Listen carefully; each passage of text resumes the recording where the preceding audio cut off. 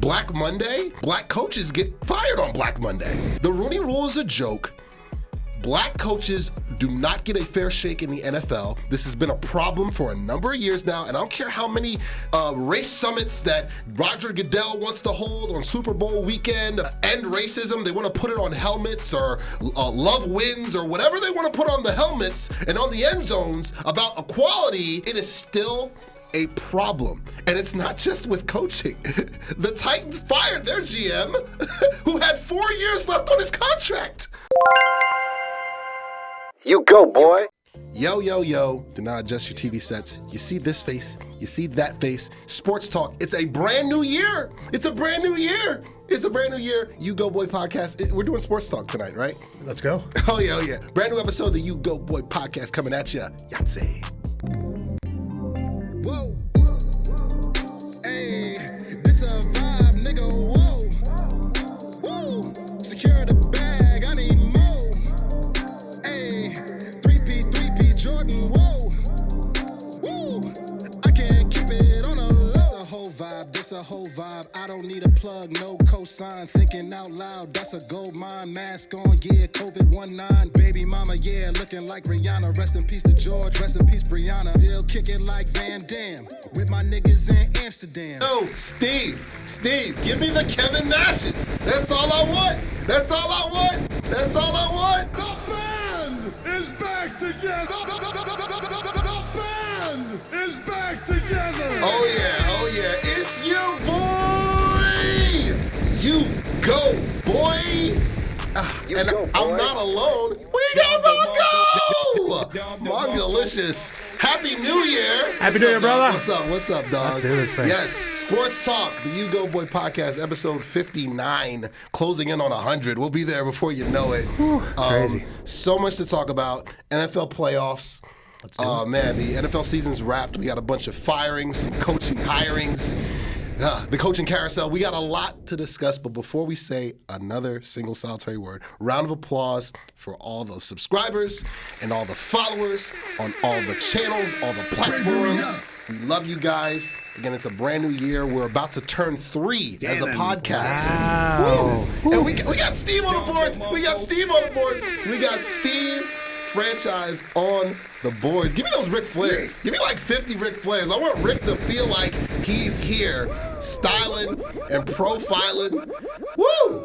Love you, Rick. Whether you like it, Oh yeah. or don't like it, learn to love it because it is the best thing going today. Woo! Yes, Sirski. Yes, it Sirski. is. Yes. So, oh man, like where do we begin, Mongo? This the NFL season's over with. We're gonna eulogize our respective teams. We got some pipe bombs to drop. Shout out to Punk. Shout out to Punk. You look great on Netflix, baby. Shout out to Seth Rollins too, my 2 faves since Bret Hart and Sting. Love you guys. And of course, we're gonna dive into Super Wild Card Weekend, 50 NFL games. Let's go. Across all the networks. So much to get into, but we're gonna start. I think I need the glasses first. Can I get those glasses first? Please, you're on And it, you're on it. Steve, give me the sad music because it's about that time for those Dallas Cowboys. Oh yeah, America's team. Woo! The Dallas Cowboys. You could have been a contender. The Cowboys, their season is over. They finish a grand total of 7 wins, 7-10. They missed the playoffs. They'll be picking 12th overall.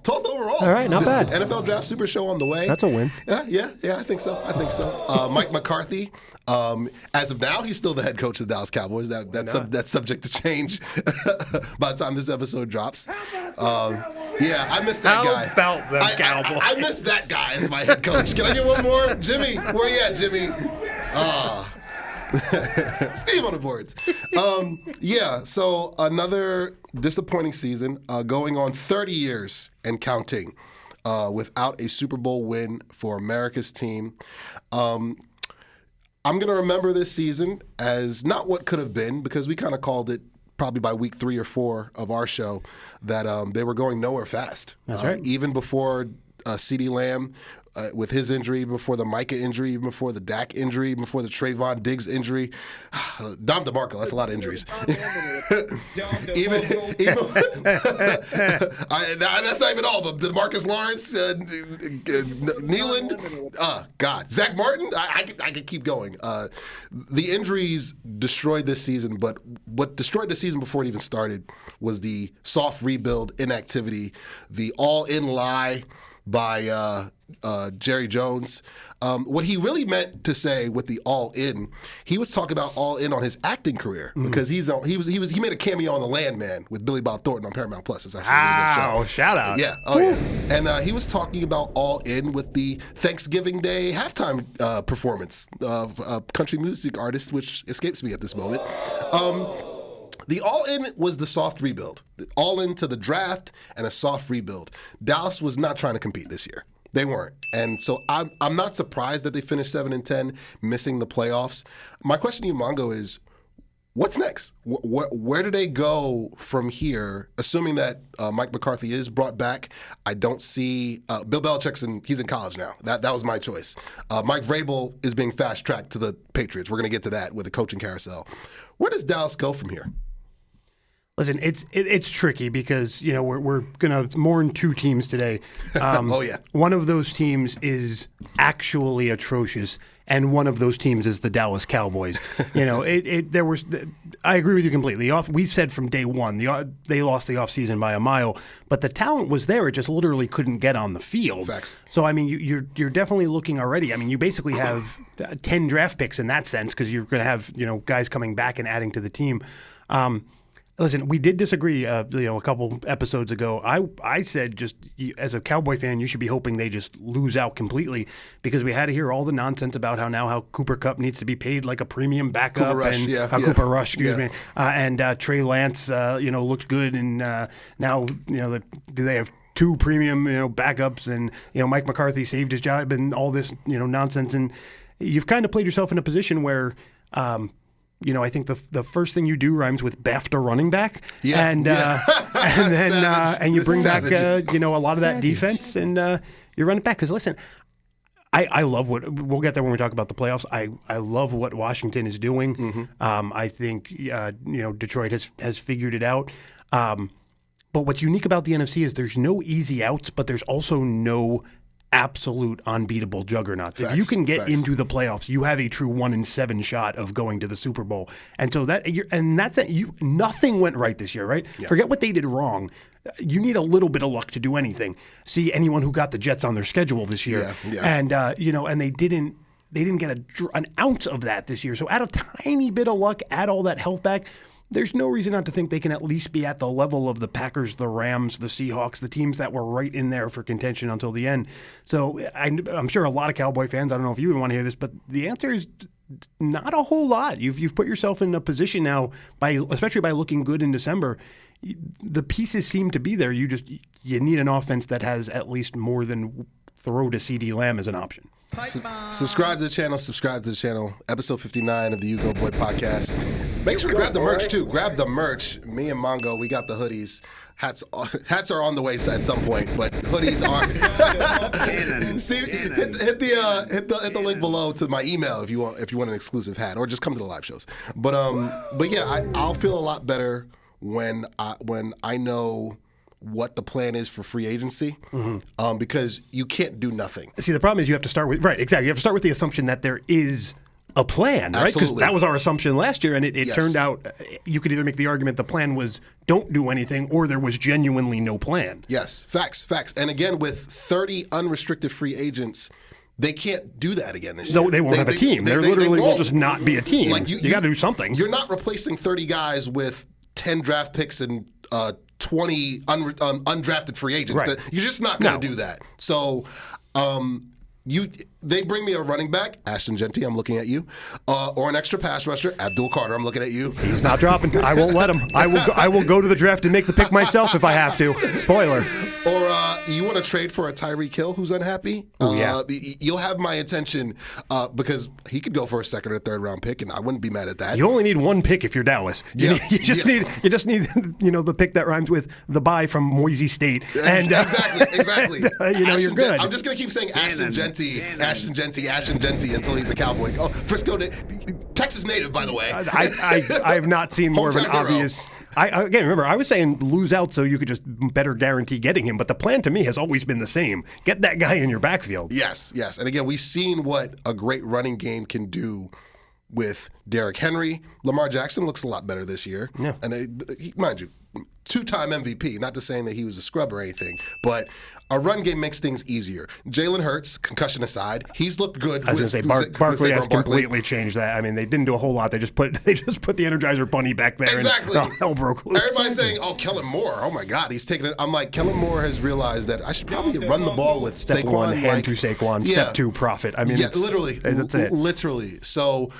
if Dallas can reinvest into the run game, plug those holes with free agency, with trades, and the draft. Use all three, and then figure out what you're doing. Are you bringing McCarthy back, or are you hiring Jason Garrett again? What are you doing? What are you doing? So they got a shot to compete again and be contenders again. But we'll see if Jerry can get off of the Landman show and get back to actually trying to be a GM. But let's keep things going. The Jets, and Steve, you can hit the music once again, the sad music, because we're eulogizing yet again.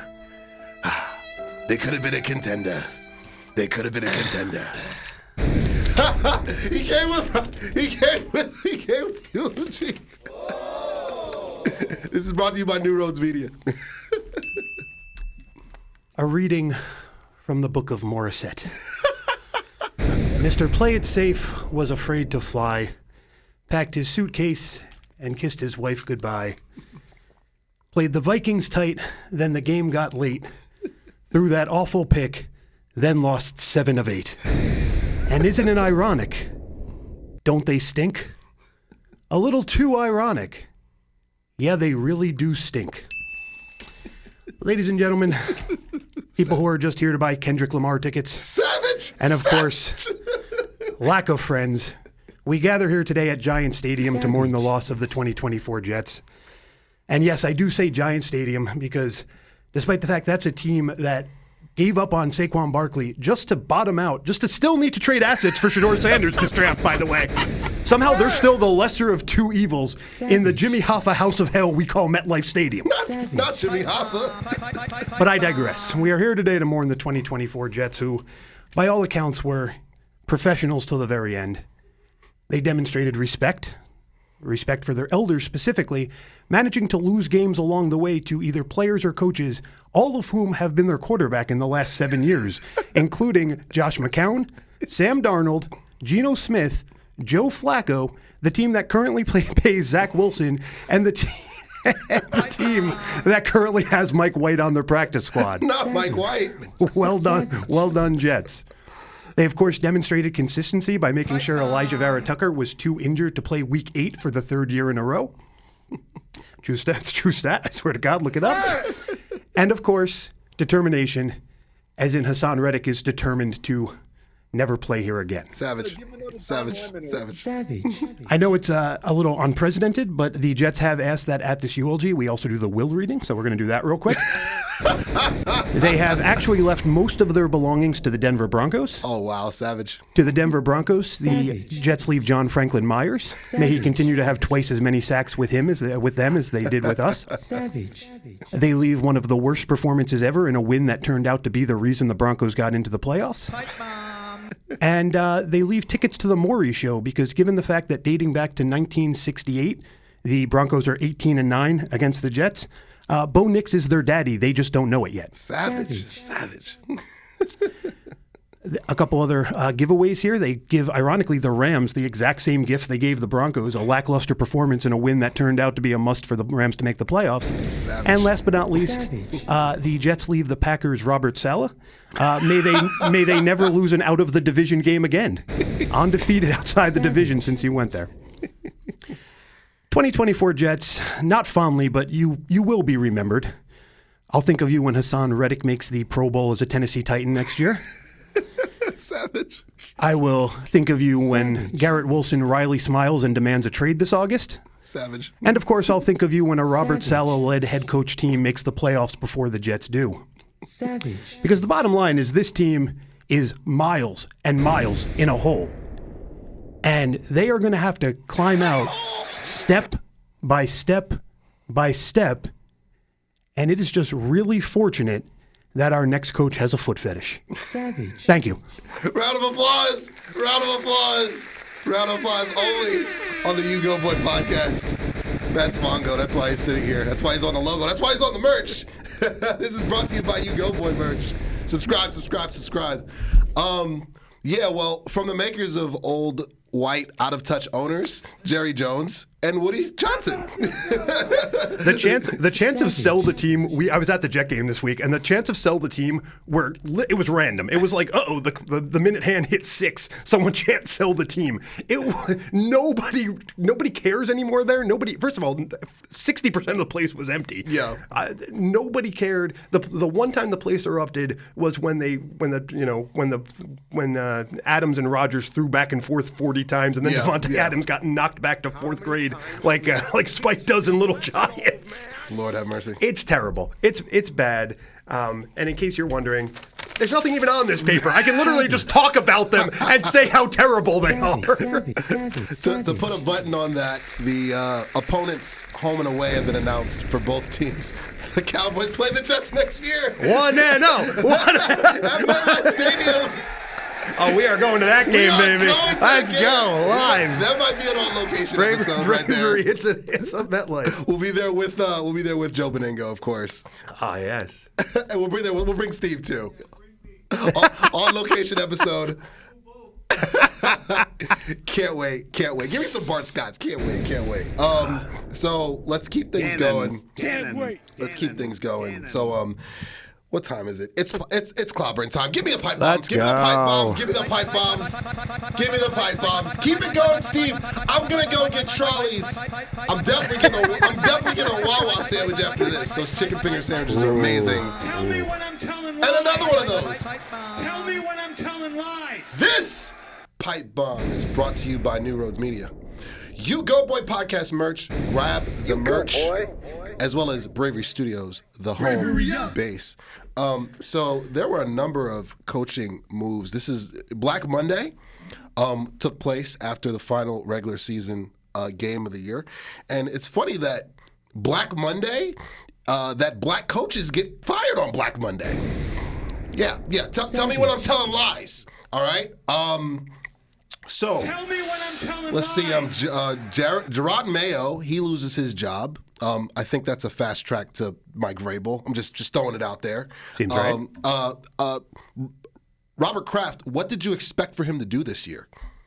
I mean, he has an expansion team with Drake May, who was in and out of the lineup, and injuries upon injuries. I can't name another player on the Patriots. Does Ty Law still play for the Patriots? Maybe, I don't know. Does Corey Dillon? I mean, the Patriots are a glorified expansion team. We said, tell me when I'm telling lies, they'd be picking in the top 5, and they're the 4th overall pick.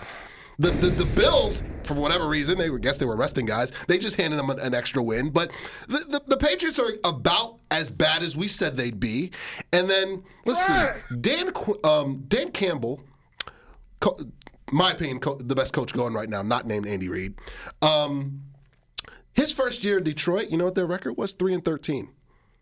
So if Detroit ownership would have fired him after an inaugural season where they were still a glorified expansion team, would they be the #1 seed in the NFC right now? No, they would not. Would they have two of the hottest coaching candidates right now in Ben Johnson, who can write his check anywhere, and Aaron Glenn, who can write his check anywhere? Would they have that? No. They express patience, but for some reason, for some strange reason, Gerard Mayo is one and done.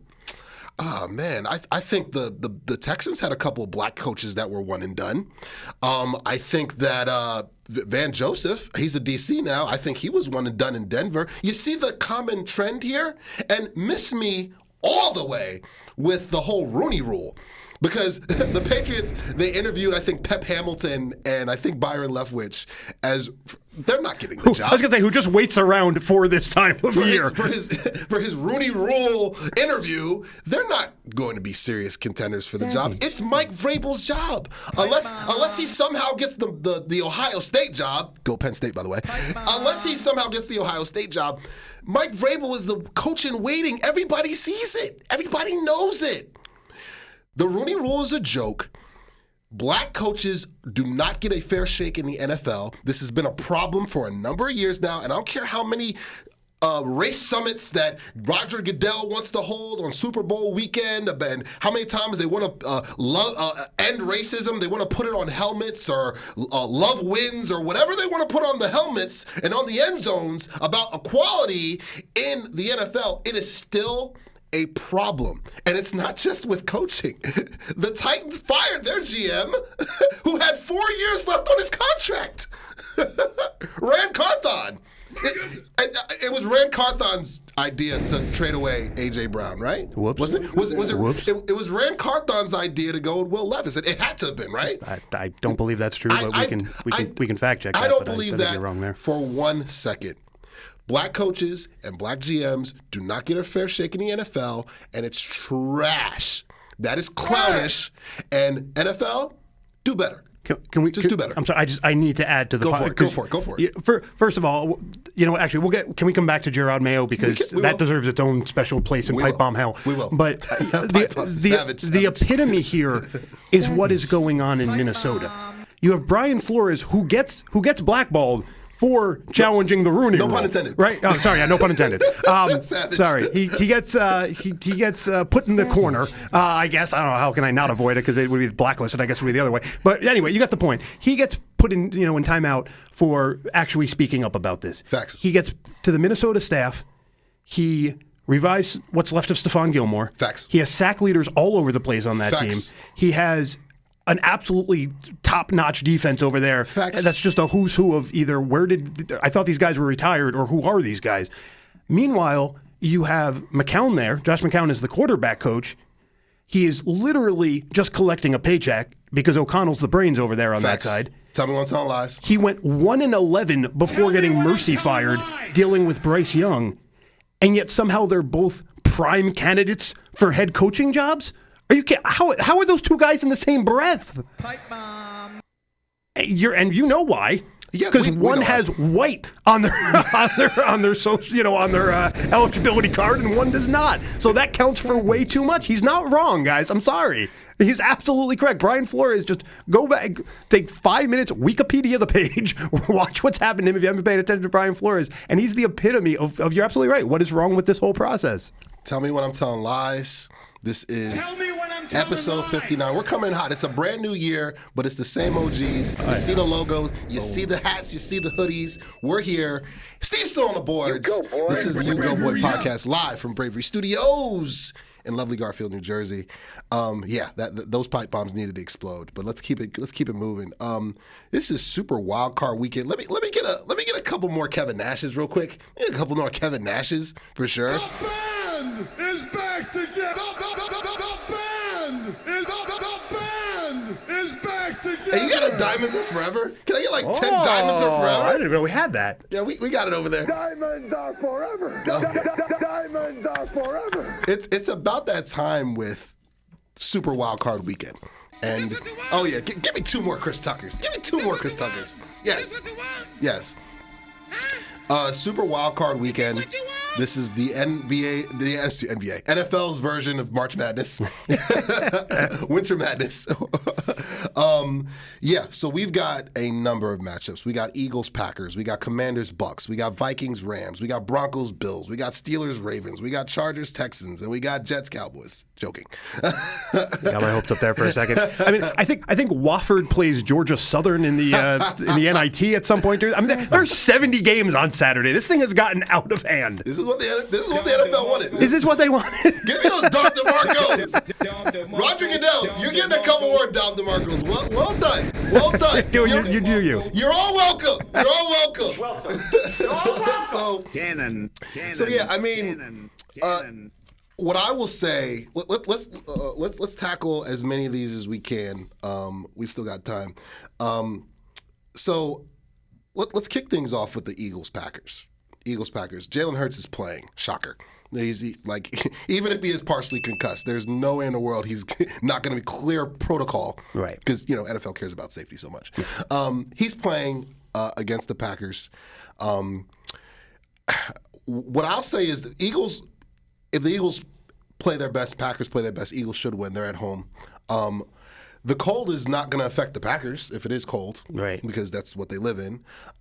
What my question is, what Jordan Love is going to show up? Mm-hmm. Because if the Jordan Love that I still have Vietnam flashbacks about what he did to Dallas last year at AT&T, if that guy shows up, the Packers are going to win this game. And by the way, for Jordan Love against the Cowboys in that playoff game, he was generational. Play the music. So my question, Mongo, what do you have more faith in, that the Eagles are going to just play at par and win the way they typically win, slow start, Saquon runs them to daylight, or generational Jordan Love's going to show up and the Packers are going to shock yet another 2 seed for a second straight year? So closer to A, but I'm gonna go choice C here. If you look at the Eagles, really the last maybe 4 or 5 years since they've been, I mean, it's been different quarterbacks, different coaches, different everything, but when they've, and they've generally been a good team the last handful of years. Mm-hmm. The secret to beating the Eagles is simply keeping their offense off the field. So they know better than anybody. And, if the other team is getting hot, you got to just ice them, right? I mean, that's basically what you do in any other sport. And last year, they really didn't have anyone or any way of doing that. They really were going to try and gunsling any way they could.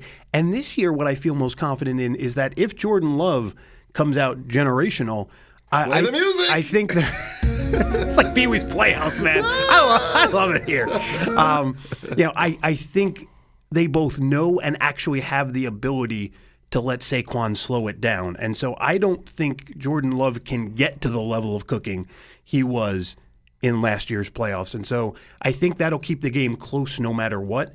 And then I just think Philly is just too deep. Somebody will make the big play on defense, or someone will make the big play on offense, or the offensive line will just win a war of attrition eventually and break off that big run for Saquon. But I think the big difference here is going to be, last year we blinked and the Eagles and Cowboys were out of the playoffs. Yeah. This year we're going to feel like we've taken a long nap and it's still going to be 4 minutes left in the first. I think it's going to be a slow, trudge, boring game that the Eagles know they need, and I think that's going to be enough for them to win. Like the video. I'm with you. I feel like turnovers are going to decide this. That's fair. Turnovers are going to decide this. If it's all about the trenches, give me the Eagles. Mm-hmm. Eagles are going to win. They got a better defensive line. They got a better offensive line. I believe the Packers sneakily have a better secondary. Mm-hmm. Xavier McKinney, who actually was on All Things Covered. Shout out to B-Mac and Patrick Peterson. Love you guys. Nice. The Packers have some weapons. It's really going to come down to turnovers, to the trench warfare.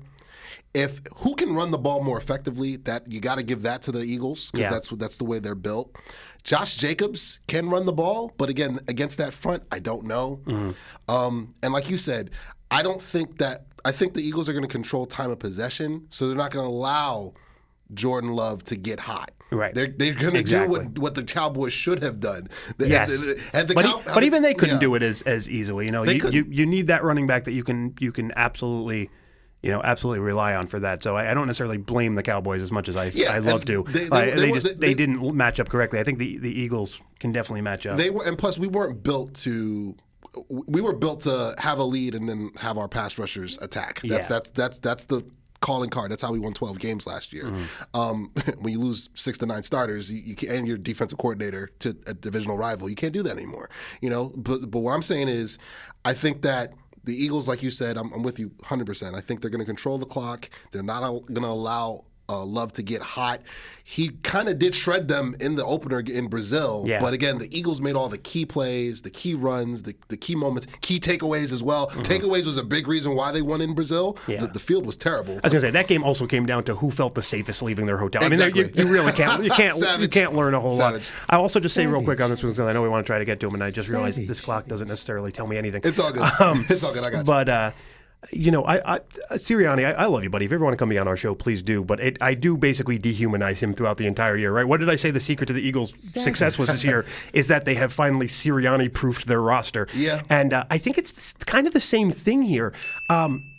When Doug Peterson was Phillying and they were playing, that was the way you had to win that year, right? You had to play fearless. Yeah. And Doug Peterson really had nothing to lose. He was beloved at that point. He already had, a nice kind of established career at that point. Whereas Sirianni is the hottest seat at all times in the NFL. Yeah, he can't get cute. And I think that actually helps them in this case, because he will keep it tight. He will keep it in the middle. He will let Barkley try and carry him to a very, ugly victory, because he knows if he loses 42-10, he does not have a job on Monday. Facts. So Tell me when I'm telling lies. Tell me when I'm telling lies. The next game. The command is what a disaster. Love you, Joe. Love you, Joe. We'll see you at the game next year. Yes. All of us will be sitting I'll be the guy chanting "sell the team," even if they're 1-2 at that point. You wear your Boomer Esiason jersey. Yes. Which I wore at the game. Yahtzee. Give me some Yahtzees there. Give me some Yahtzees. I'll probably wear a Quincy Carter jersey. I'll somewhere find that. Yahtzee. I'll have my DeMarcus Ware jersey on underneath, so as soon as it gets to 21-3, I can turncoat. You know what? I'm probably going to wear the DeMarcus. You know what? That one I do have. I'm going to go with the BUCS here. That's my personal pick. I feel like if this was in Washington, give me the Commanders. I feel like What a disaster. What was troubling watching the Commanders' finale against the Cowboys, they were playing their starters for the majority of that game. Yeah. And I watched that 1 o'clock kickoff from start to finish. I streamed it on my phone because Fox didn't carry it because it was terrible television. What I saw was a very suspect defense. Absolutely. I agree. What I saw was a very suspect offense. Mike Zimmer had Jaden Daniels looking like a rookie. He did, and he left that game with some leg soreness. And again, this is tell me when I'm telling lies, please, Steve. Tell me when I'm telling lies. Tell me when I'm telling lies. The issue with these mobile quarterbacks, and Lamar, I'm looking at you. You've done a good job health-wise. Keep it up, buddy. But these mobile quarterbacks, to take that beating for a full season, it comes home to roost with the injuries. It always does. 100%. Jalen Hurts is still in concussion protocol. He's going to play, concussed or not, he's going to play, but the injuries came to roost, just like it did last year, just like it did the year before. This year, Jaden Daniels, he missed time with the injured rib. He left the game with leg soreness, whatever that means. These guys take a beating because this isn't the SEC. This isn't the Big Ten. This isn't the Big 12. This isn't the Pac-12. This isn't the WAC or the MAC or the AAC or whatever other conference, insert Power 4 or Power 5, whatever it is.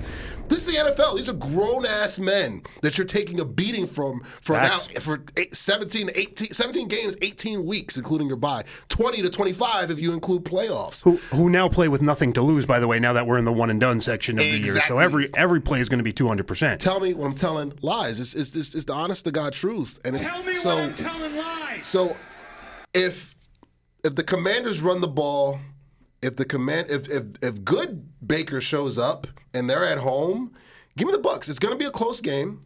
If it comes down to a game-winning drive, and Jaden Daniels has shown he's got that clutch gene, but if the BUCS control the clock and kind of do what they did to the Eagles, if the BUCS just play their game, mistake free, the Bucs are going to win this. They're absolutely going to win this.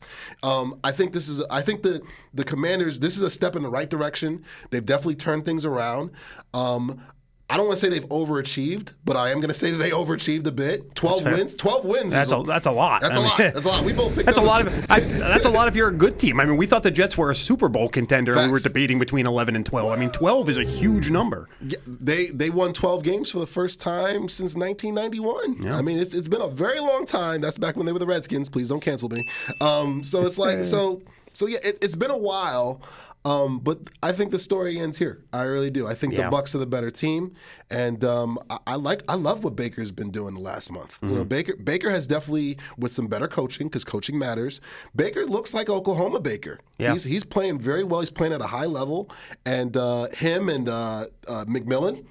From Washington, and of course Mike Evans, future Hall of Famer, Bucky Brooks, the Oregon guy, wanted Dallas to pick, but we didn't have a fourth rounder. We don't have a fourth rounder this either. And even if they did, they were intentionally passing up on guys the Jets were drafting just to piss both of us off. Braylon Allen should be a Cowboy. You're all welcome. Yeah, it's shocking how many times they passed up on him in the draft. Oh my God, Lordy. But Bucky Irving, by the way. Bucky Irving, too. Yeah. So give me the Bucs here. Give me the Bucs here. How about you? I tend to agree. We'll try and keep it shorter because of everything you said. I'll tell you the two thoughts before we get to the actual nitty-gritty here. It is scary to pick against Marshawn Lattimore against a good Tampa Bay team. Yeah. We know the history there. And that was like, what a good trade. What a good midseason trade. By the way, him and Mike Evans are going to have a fight at some point. And I'm here for it. I'm here for it. I'm okay with that. But honestly, if I'm the Commanders, actually, if I'm the Bucs, I think even they have the bigger gripe here.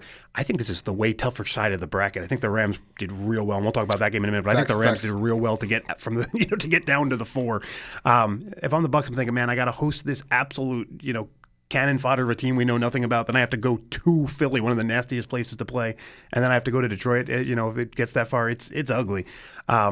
But with all that being said, I'm with you completely. I think, you look at Washington, you don't have to look much further than, a day 2 safety from last year's draft, a day 2 cornerback from this year's draft, both starting, a lot of inexperience all around.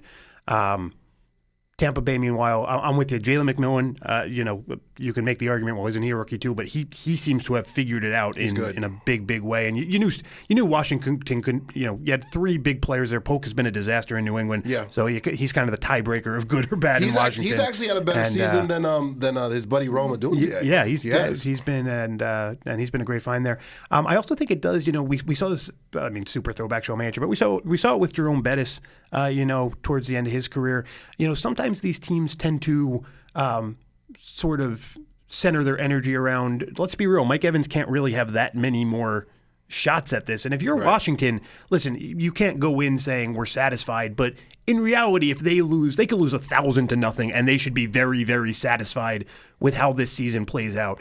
The next time Mike Evans has to hang up the cleats, Tampa Bay should feel very just somber about that. And so Tampa, by default, has way more to play for in this case. And I think if anyone even feels this game is remotely close, that would be the tiebreaker for me. But I do think Tampa just, better in the trenches, more veteran on a lot of the, sort of key players when it comes to big playmaking. And I'm with you. I'll take the Bucs on this one. Subscribe to the channel. This is episode 59 of the U-Goboy podcast. Live from Bravery Studios in lovely Garfield, New Jersey. Let's keep it going. Vikings, Rams. I'm the most excited for this game, to be honest with you, because the Vikings, what Sam Darnold is going to show up. With the real Sam Darnold, please stand up, in the words of Marshall Mathers. What I saw, and again, shout out to Patrick Peterson and Brian McFadden of All Things Covered. What I saw with Sam Darnold against the Lions in that winner-take-all Sunday Night Football game, I saw the Jet Sam Darnold. I saw a guy that was seeing ghosts. I saw a guy that when you take away that first read and he has to hold the football, it's a disaster. He looked like he didn't know what the hell was going on. Aaron Glenn, round of applause for Aaron Glenn. Masterclass. The Saints, if you don't hire this man, we know why.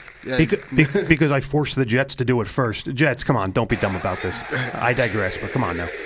Sidebar: if you guys hire Louis Riddick and Aaron Glenn together, good times are coming. And I don't even care which one's the GM and which one's the coach. Okay, we just need competent humans in the building at this point. Just saying. I love what McVay has done with the Rams. They're only 2 years removed from F them picks, and they used them picks this year. And they rebuilt that defensive line. Yeah. They're like, okay, we lost Aaron Donald. We're gonna go to Florida State, and we're gonna get Verse, and we're gonna get Fisk, Gems, and we're gonna, and now we have a dominant defensive line. Matthew Stafford, he's had a resurgence. It looks like he's put a lot of those injuries, which were especially the arm injuries, which were really bugging him over the past few years. He's kind of put that behind him. He looks better. And Carrion Williams from Notre Dame, I believe. That guy's running the rock, and Cooper Kupp's still there. We've and Nakua and Williams last year, right? Both rookies. We've talked about that before. Pittsburgh probably is the best example historically. Especially on years where you don't have those picks because you chose to F them instead of use them. Facts. When you can have strong day threes, especially in drafts you're not supposed to have strong drafts, it completely changes your franchise. And the Rams just absolutely hit a home run with the latter part of last year's draft, and it changed everything for them. Absolutely. So. Man, it's hard to pick this game, man, because again, the Vikings have shown that they can play with the big boys and play with the elites. If the Vikings were home, I would trust the Vikings a little bit more. I got to go with the home team here. I think the Rams are poised. I think the Rams are poised to win this game. It's going to be tight, just like it was the first time these two played. But give me McVay. I think the Rams pull this out. It's going to be close, and I think they're going to win this one. All right. Here's what I saw in that Detroit-Minnesota game. I saw a Detroit team that has the heartbreak of last year's playoffs, still heavy on their minds. I see a Detroit team that could have probably let Amon-Ra St. Brown go for 6,000 yards this year, but instead wasted quarters upon quarters trying to get their tackles into the end zone. I saw a team. Yeah. And on the other side, I saw a Minnesota Vikings squad that has Josh McCown is a coach. We talked about him before, trying to just, erase the stank of Bryce Young. Trash. And Brian Flores trying to prove that he belongs being a head coach despite what happened to him in the past. Sam Darnold proving that he does belong in this league. Aaron Jones proving that the Packers made a mistake. And what do? They go out and they sweep the Packers, right? Everybody, Stephon Gilmore trying to prove he's worth another year, right? Because at this point, every year matters for him. Just keep going down the list. Everyone on the Vikings is there for their own personal reasons. And guess what? They accomplished them. I'm not taking anything away from what they did. Darnold has played his way into being a startable quarterback. Brian Flores should get another opportunity as a head coach. Stephon Gilmore should come back next year, age 35 or whatever he is. They've all done their jobs, but they've all proven what they set out to prove. So you have this, eventually that can only take you so far. There's no reason to have any ounce of belief left in the Vikings to begin with. So I do think they're an easy out here. Because then on top of that, listen, it's a ton of wins for Minnesota. 14. Beat the Jets, beat the Giants, beat the Titans, beat the Bears twice, beat the Cardinals. What do we do? It was one of the softest schedules in history. What are we doing here? Facts. Tell me when I'm telling lies. Tell me when I'm telling lies. I think the Rams are if I'm power ranking, I think the Rams are the 12th best team. I think the Vikings are the 13th best team in the playoffs. Sorry, Denver. But so I think this is a winnable game for the Vikings. But I do not believe either of these teams are terribly long for the playoffs. I think of these two, the Rams are the only team that could get hot and make a run. I think the Vikings are at best looking to go one and done. But I do not believe in this Viking team as a team at all. Give me the Rams for sure. They're the weakest 14-win team I've ever seen in my life. Yeah, I'm just saying. With Rex Grossman as their quarterback. And that's Rex. Sexy Rexy. That's Sexy Rexy included. Lord have mercy. That's one of my favorite press conferences of all time. Oh my God, legend right there. Bears legend, Redskins legend. Let's keep it going. Can't wait. Broncos, Bills. Next question now. Now, what I will say, Bo Nix, what he's done, he gets a round of applause. Sean Payton gets a round of applause. I'll jump in with some flowers here in a minute, but you're absolutely right. Yeah. I'm having fun. Like the Bills, the Broncos, and mind you, this nonsense about you can't, the salary cap, and that's why big bozo energy from our front office with Stephen Jones and Jerry Jones. The Broncos have $90 million in dead money because of the Russell Wilson contract. They're going to be paying him as long as Bobby Bonilla is getting paid by the Mets. Yet somehow, some way, they're going to the playoffs with a rookie quarterback. Yeah. So the salary cap is. It's not real. It's give some savages. It's just not real. That's the conclusion I've come to. Because somehow the Broncos are a competent organization again, and they're in the playoffs again with a rookie quarterback. But and an entire backfield on rookie salaries. I mean, they've figured that's another one, right? They've gotten those guys. I mean, Williams is a high pick, but they found those other guys in the draft. They've done a great job of drafting. That's a franchise that seems to always just find the next random. First of all, there's no way that team is not carrying 14 wide receivers at all times. As somebody who has had multiple Bronco wide receivers on fantasy teams this year, and then all of a sudden the guy has like 4 receptions and he's 9th on the team in receptions.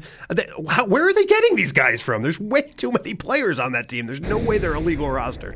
But you're absolutely right. I will give them the credit. And hey, listen, on defense for this team, second fewest touchdowns allowed in the NFL. Oh, yeah. I mean, round of applause for Vance Joseph. Really good bend not break there. Joseph. Surtain's an elite corner over there. I'll use that word. That's right up there with the G word. Oh yeah. Wait. Surtain is generational. But things like going out and getting John Franklin Myers again. I used him obviously in the Will before, but Jets legend. Going seven sacks from a guy they traded like a 5th round or 6th round pick for or something. I mean, that's how you become a playoff team. Yes. So, it can be done. Bravo to what they've done. But with that being said, going back to the stat I just gave, if you're a bend don't break team against Josh Allen, guess what? He's okay bending you and just taking what you give him. He'll make that work just fine. Josh Allen is Bane. He's broken a lot of organizations when he doesn't turn the ball over, and he's done a great job, which is why he's going to win the MVP. He cut down on turnovers. He upped touchdowns. He upped efficiency. Lamar probably has better stats, but Dak had better stats last year, and he didn't win the MVP. But I'm not bitter. Maybe a little bit. Support Baker Mayfield for MVP. Very similar to the Broncos and the Commanders they're playing the same story arc. Yeah, it's Spider-Man meme. They're Spider-Man memeing for real. They got, trust me, 1 to 2 years from now, both teams are going to be contending for one of the higher seeds in their respective conferences. But this was a good step in the right direction year. I don't think the Broncos have been in the playoffs probably since they won the Super Bowl, I believe, in 2005. The Tebow year, they accidentally beat Pittsburgh. Yeah. That was the one year. It was like 2015 or something like that. Where Tebow did the exact right. That's if you're making a case for why Denver can win this game. The reason is because we've literally seen the show the last time they limped into the playoffs. True. And their Super Bowl year, of course, obviously with Peyton. You know what I mean? So, but yeah, give me the Bills. That's actually the only lock that I'm going to put here. We still got time and a few more games. This is probably going to be the most violent game of the week. Oh yeah, weekend. Steelers, Ravens. This is going to be a fist fight. It's going to be cold. Lamar, and honestly, both. So the way Lamar is under pressure, honest to God, is Mike Tomlin's under pressure. Not because he might lose his job, because the Steelers don't do that. We don't do that here. We don't. The Steelers haven't won a playoff game since 2016.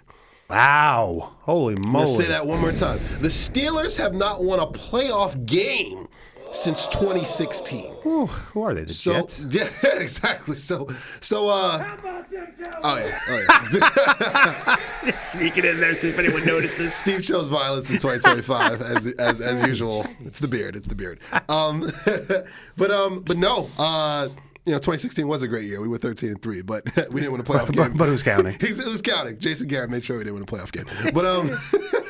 But yeah, I mean, I think this is going to be the most interesting, one of the most interesting games. I'm going to be locked into this one because both teams need this one. It's a playoff game, so by default, they need this game. But Mike Tomlin, you got to start winning some playoff games, buddy. And Lamar, you're slowly morphing into a Charles Barkley, Whoa! Tell me when I'm telling lies. Whoa! A great player, a Hall of Fame player, one of the greatest players that's ever lived. You ain't got no ring, bro. You don't. And even Hot with takes. even with Barkley made it to the NBA Finals at least. But and again, Lamar he's proven that he is one of those generational guys. He has.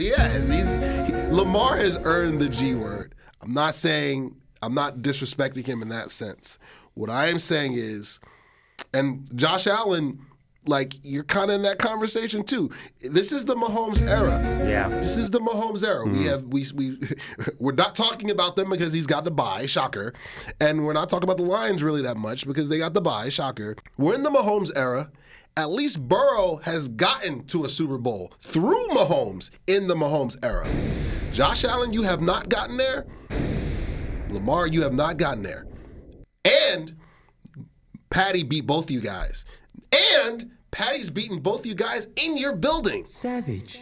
And this year, if you want to get there, you got to go to Arrowhead. So, Lamar, what's up? What's up? I mean, you got to cash in and win one of these years, bro, or you will go down as a Charles Barkley. Just saying. So, give me the Ravens here in a very there are going to be injuries. Yeah. There are going to be injuries. But give me Lamar over Russ. The Steelers are going to be praying that Drew Aller from Penn State declares for the NFL draft this year or next year. Probably next year. I think he's going to come back, but who knows? He might come out this year. The Steelers are still looking for their quarterback. Russ is a Band-Aid for maybe one more year after this. I think he'll come back for next year, but he's not the answer. And their offense has looked really bad this last month. Absolutely. I mean, they couldn't put up points against the Bengals at home. The same Bengals team that Russ threw for like 400 yards against the first time they played. So I don't trust Russ and this offense to put up enough points to match up. And I think Henry's going to run wild. But I think it's going to be a very physical game. But give me Baltimore. Mm-hmm. Sorry, and also just real quick, when the Bengals have talent, that defense has been solid. I mean, it went to a Super Bowl. Yeah. They then got rid of everyone, chose not to replace those players, and then fired their defensive coordinator. That's Cincinnati. Do better. And they wonder why they missed the playoffs. Shame on you, Cincinnati. Burrow threw for what, 42, 43 touchdowns? And they missed the playoffs. Jamar Chase set every triple crown, best receiver in football. He's gonna break the bank and be the highest paid receiver. But all of those numbers, Kurt Warner, greatest show on turf like numbers, and they missed the playoffs. It's a team sport. Another team like Dallas in the back, though, it'll figure itself out. It doesn't work that way. Oh, we'll just figure. We can go 1-5 in September. Right. It doesn't matter. It'll be fine. It'll be fine. With those games in December count triple, right? As long as we get to play the Browns 6 times, we'll be fine, right? Anyway, but no, you're absolutely right, and I think you hit it. You sandwiched in your 2 points perfectly there. That this is definitely a sense of urgency game for both, and for the Steelers, it really has to do with the further Russ can get, the more you feel comfortable letting him maybe go a little bit longer. Whereas if he is not even near Baltimore, because honestly, we're gonna get to the other two, the last game here in a minute. Yep. But I definitely put Herbert in the same category. And let me finish this sentence before you start typing an angry comment on whatever media you're watching it on. I put Herbert in the same category as Mahomes and Allen and Burrow as guys who can theoretically win any game. And Lamar's obviously in that category as well. And so when you have 5 guys in the same conference who can win at any time, and you have a guy who cannot win, I mean, what are we doing, right? I mean, that's literally, we got to blow the whole thing up, right? So I think for Pittsburgh, it's a little bit different because this game being competitive will at least give them something to linger on. You're absolutely right. If Baltimore loses this one, it's an absolute disaster. Really, if they lose at all, especially now that they have Derrick Henry, right? What excuses are left for Lamar? At least before it's been, well, hey, go ask the average barfly to name 2 Ravens, wide receivers. You couldn't do it. How long has J.K. Dobbins been on the IR this time, right? You had your excuses. There's no excuse this time other than Justin Tucker may or may not kick it backwards. But other than that, I mean, this team, you have a healthy Ronnie Stanley. You have you have your young wide receivers have all taken steps forward. Hello, Derrick Henry. Andrews is still there. He has 11, right, you have 11 touchdowns. You have 2 tight ends that would probably start on about 20 to 25 other teams. Facts. There are no excuses. And so I do think Baltimore wins this. Like you said, Pittsburgh has been on the decline. George Pickens is always due to implode at any minute. I mean, I can't believe that guy terrifies me if I'm Pittsburgh's ownership. I think Baltimore takes it handily, but I do agree with you completely of the principle of this, which is, I think the Ravens are the most blood pressure at a zillion team in the field this year. Yeah, they can't go one and done. They can't. That's going to be catastrophic. Subscribe to the channel. Subscribe to the channel. We're going to bring things home with the final game to talk about it, and I think this one's also intriguing. And I'm going to go with the road team here: Chargers, Texans. I would pick the Texans if what happened to them on Christmas was they made the Ravens look like the 72 Dolphins. Yeah. And granted, the Ravens are one of the better teams in the AFC, but 31-2? 31? I forgot it. 31-2. The Texans look like they had no business even being on the field. It looked like a scout team versus a pro team. Mm-hmm. And mind you, that's playoff football. Like the Ravens, the Bills, obviously the Chiefs, like bread and a BLT, it's a given. Right. Those are the high end top tier teams. Texans didn't even look like they were in the same weight class. Yeah. And I know you and I both know what you're going to get from Harbaugh. You're going to run the football. It's going to be physical in the trenches. Herbert hasn't turned the ball over in a number of games now. He's playing at a high level. And the Texans just look like fool's gold to me. They just do. I feel like they're a year or two away from. C.J. Stroud has shown he's looked like a lot of the questions that people had about Stroud coming into the draft. He still went high because the Texans fell in love with him, and the Panthers still should have drafted him. But a lot of the warts that people had on him coming out of Ohio State with Ohio State quarterbacks, he's shown that this year. Yeah. Jittery in the pocket. If you take away that first read, where is he going to go? Inaccurate from time to time. Inconsistent. He'll have a great game, and then he'll be like, you'll look at him like, how are you still, why are you not in the UFL right now? He's been so up and down this year. And I just feel like Bosa and Mack, and they bought into the khaki pants and the cheesy, corny one-liners and who's got it better than us. All the Harbaugh-isms. He's corny as hell, but he's a hell of a coach, man. Oh yeah, he's a hell of a coach. I would have loved after the Green Bay playoff loss for Jerry to get on the phone with that guy. Something that guy. But I digress. But give me the Chargers. I think Harbaugh he has the Chargers trending in the right direction. I think they win this game. It's gonna be physical and close, but Texans, I think they're gonna show that they're not ready. They're just not ready. I like that take. I'm with you that Harbaugh is definitely someone who wants to try and win a game in the trenches, wants to slow it down. But I also I think of the coach in Not Another Teen Movie where they have home visitor and concussions left for Reggie Ray up on the up on the board. More savages. And so he's definitely got a if you can walk you can play mantra to it. And listen, look at these guys up and down this roster. There's a ton of injury prone guys. Yeah. And so it would behoove the Chargers anyway to play a real slow, real methodical game, where no one gets hurt, basically, because God only knows how long this team is sustainable, which just lends itself to C.J. Stroud making that big mistake, which you alluded to, I believe, way more likely. If I just slept for 48 hours, I wake up on Monday, and you told me one of these teams lost on a major error, or even worse, a major mental error, you don't have to tell me anything more. The Chargers won that game. Facts. And so again, I think we're going to see another. Sorry for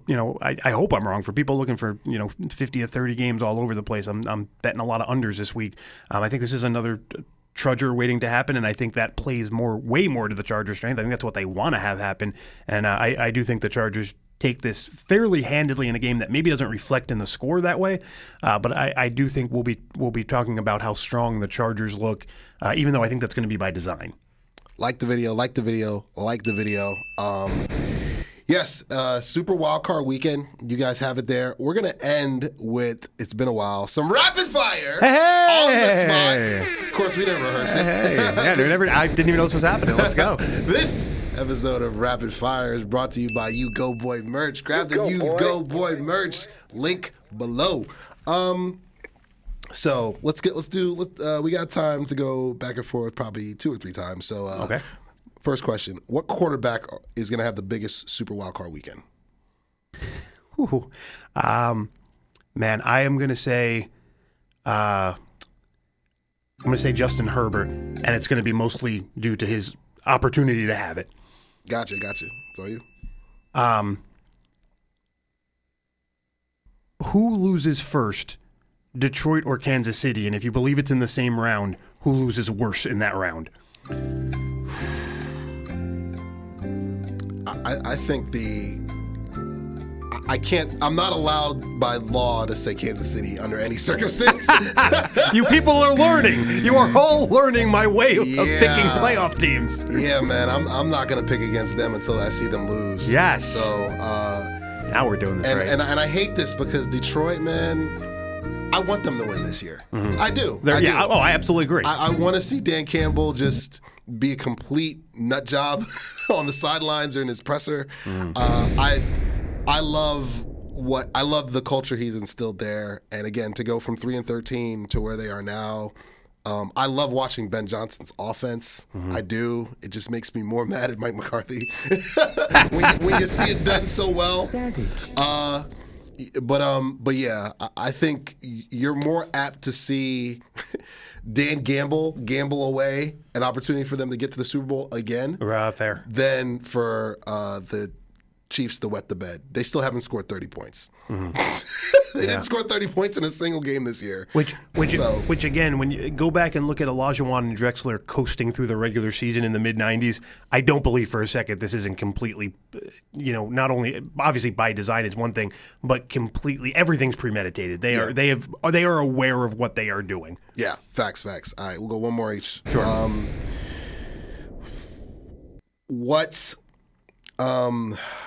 What defense has to show up to win this weekend? Oh, God, now I have to change. We almost just asked that. That's almost going to be the exact same question. Which defense has to show up to win? I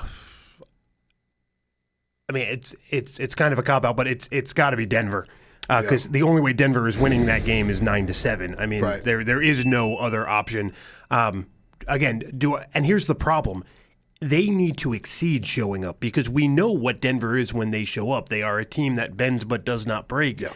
And they cannot, even if Buffalo puts up a field goal every time, they'll win that game 24-3. Denver's just not going to put up the points to match that. They're going to need to force turnovers. They're going to need to win time of possession.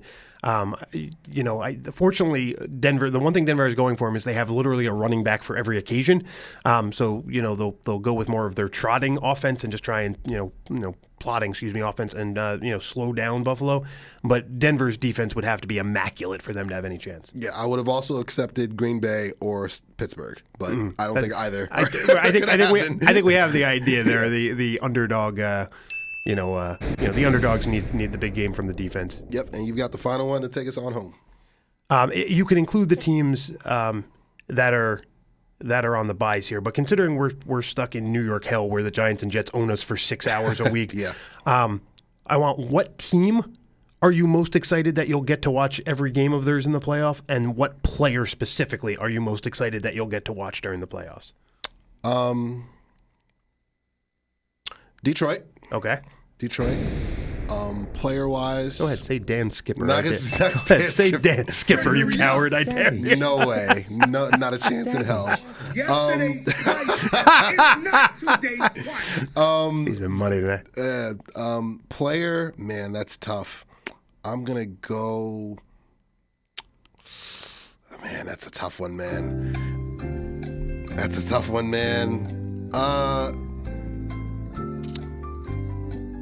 I'm gonna go Lamar. I'll go Lamar. Lamar. I'll respect that. I'm in the same game there. I think if Justin Tucker continues cold, you could see him punch out a Gatorade cooler. Yeah. And I think if Baltimore gets up big in one of these games, like the first one, they may try and get him back on track by letting him throw a trick play or something. I think Justin Tucker could be an absolute circus this week, and I'm here for it. Yeah. I'll share it. Lamar and Henry. Henry, I've been a big fan of King Henry for the longest. I want to say A.J. Brown. He's one of my favorite receivers. But the second he put on that whatever you want to call green that the Eagles wear, like he was kind of dead to me. But secretly, I'm still a huge A.J. Brown fan. So yeah, he's my honorable mention. Okay, round of applause, round of applause, round of applause, round of applause. Oh man. Yes. This has been fun. This has been fun. Steve is on the boards, you know that. And we're gonna sign off like that. You guys are the best. That's the belt. Ric Flair had that a million times. Macho Man had that a bunch of times. Ooh. Here's another belt. CM Punk had that. And Cody's got that now. We'll see for how long. WrestleMania and the Royal Rumble both. They're right around the corner. That's Mongo. He's got a beard. I'm U-Goboy. I got a beard. There's the logo. Steve's got a beard. 2025 is here. Playoffs are here. We'll be here to rap about it with all you guys as we go along. We love you guys. Come on back. Yahtzee. Love y'all. Whoa. Hey, this a vibe, nigga. Whoa. Woo. Secure the bag. I need more. Hey, 3P Jordan. Whoa. Woo. I can't keep it on a low.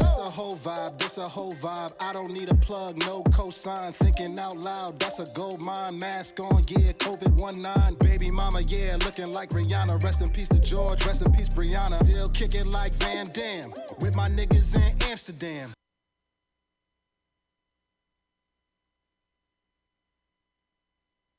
You go, boy. Yahtzee. It's your boy, U-Goboy. That's Mongo, all right? This is the U-Goboy podcast channel. But before we start, hit that like button. Hit that subscribe button. We got unfiltered, authentic conversations. We got sports talk. We got drops. Oh, yeah. So, Mongo, what should they do? Like and subscribe. Oh, yeah. Yahtzee.